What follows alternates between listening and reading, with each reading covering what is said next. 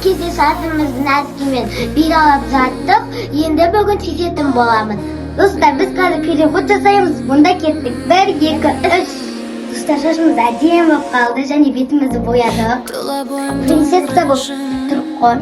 Жүрегімнің бір бөлшегі, сен келген күн өмірімнен ең ғажайып ертегісі. Дәл осы күн алла сенің маған сыйлап ана етті.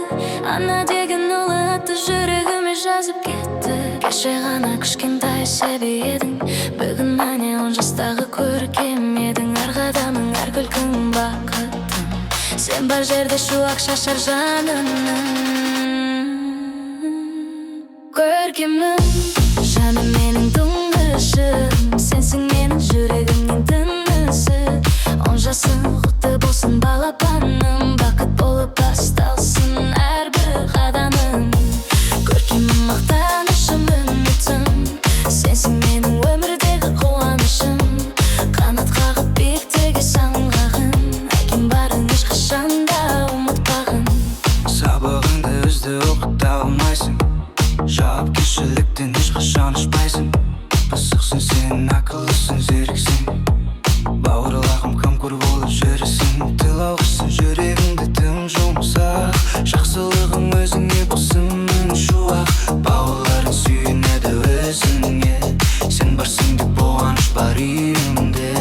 Өсе берші айналайын ақ күнім, жарық болсын әрбір ақ таңым. Сенің күлкің менің ең үлкен бақытым, сенің бақытың менің жалғыз арманым. Көркемім, жаным менің тұңғашым, сенсің менің жүрегімнің тынысы. 10 жасың құтты болсын балапаным, бақыт болып басталсын әрбір қадамың.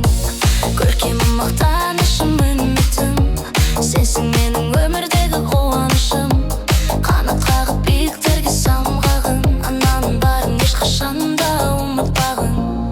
Алла саған ұзақ ғұмыр сыйласын, маңдайыңнан бақ пен бақыт таймасын.